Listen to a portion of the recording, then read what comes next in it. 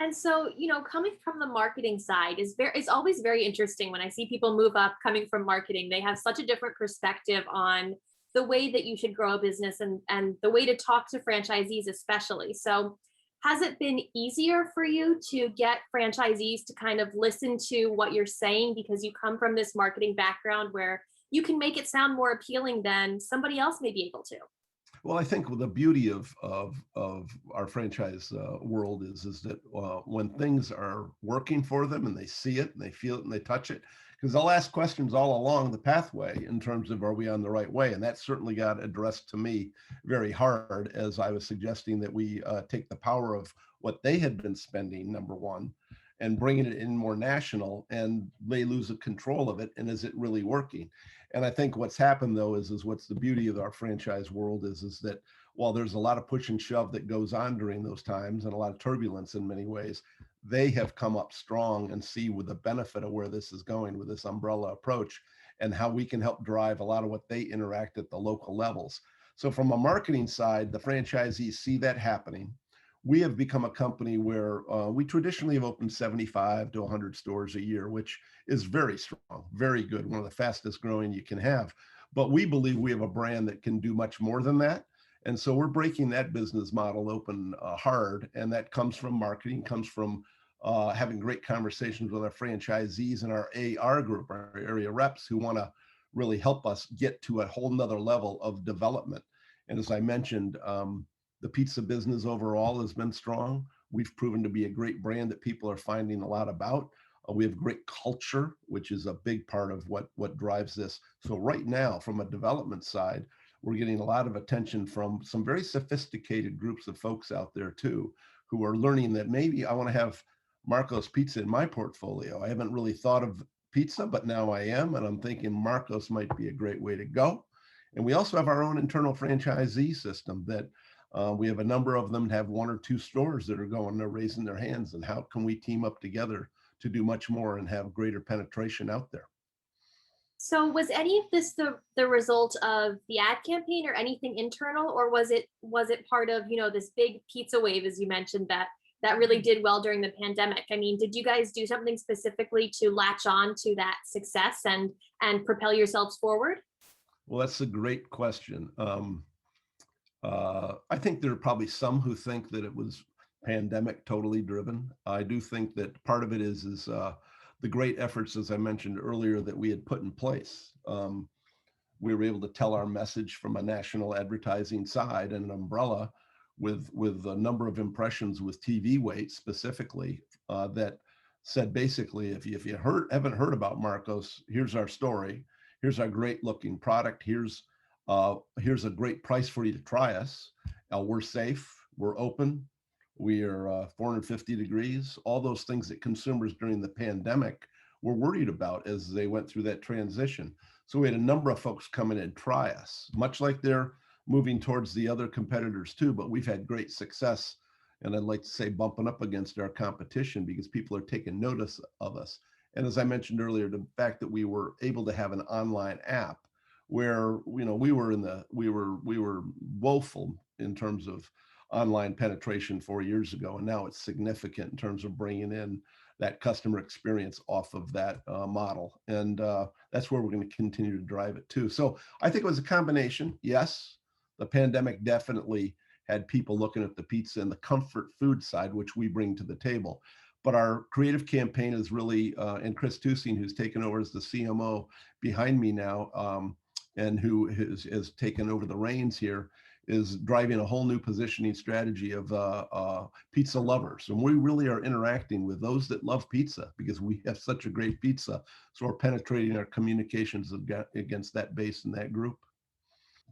So what are you guys doing to meet today's customer? I mean, they're a very different customer. You just said that. We all know that it's a very different world.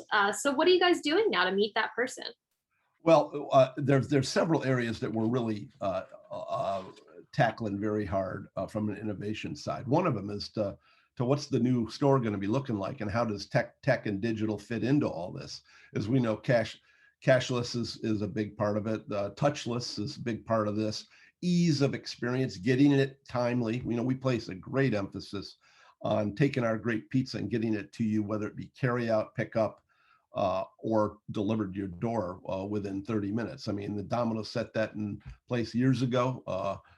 So the customer reacts to that, and we continue to push that. Tim Brown from operations sides does a great job of emphasizing great product on time with a smile, and that's what we're trying to do here with all these things. But we do have several areas that we continue to push out on and making it easier for the customer, and that's digital wallet, the ability of consumers to have the ability to pay for their order with a digital wallet technology that we have in place.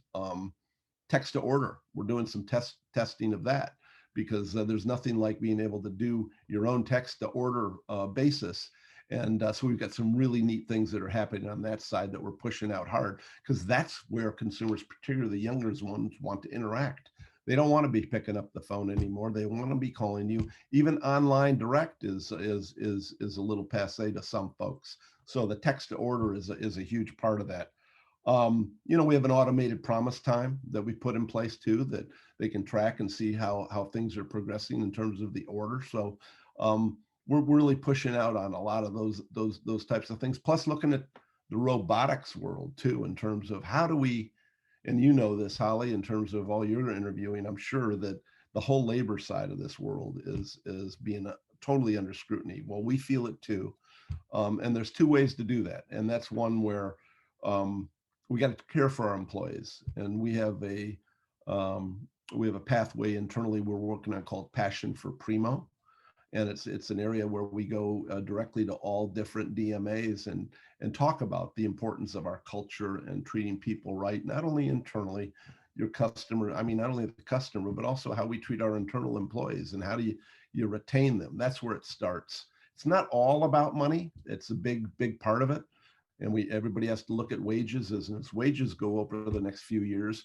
What are we doing to take some costs out from a EBITDA and P&L side? So we're looking at what makes sense robotically inside our stores that we can deliver on, but we don't want to ever do anything that's going to change our product. Well, definitely a lot of the things that you're doing are things that I personally like. I'm not a big fan of calling anyone ever. I'm a millennial, so I don't ever like to get on the phone. Text to order is a dream for me. So, you're hitting the right demographic there at least. And I love pizza. So hitting those buttons.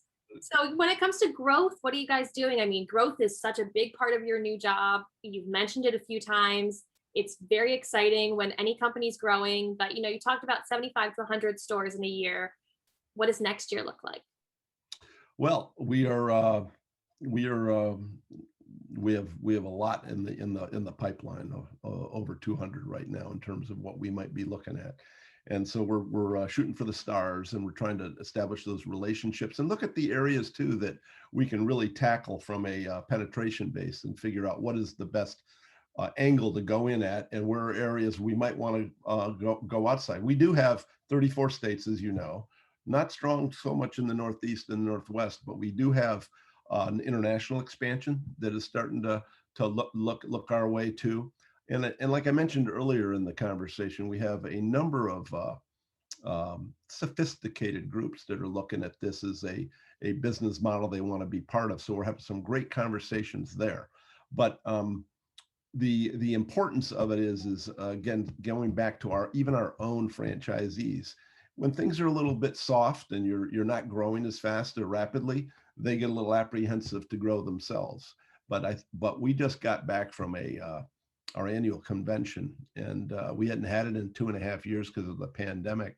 And Holly, it was spectacular. The emotion, the feeling good about what we're doing, the leadership that's in place that Tony Labardi and Jack Budarak have put in place is driving a lot of attention internally too. And we really want to take care of our own first, and they have the opportunity to grow their wealth and grow their future with us handsomely. So we're working hard with them to figure out how to move that needle forward.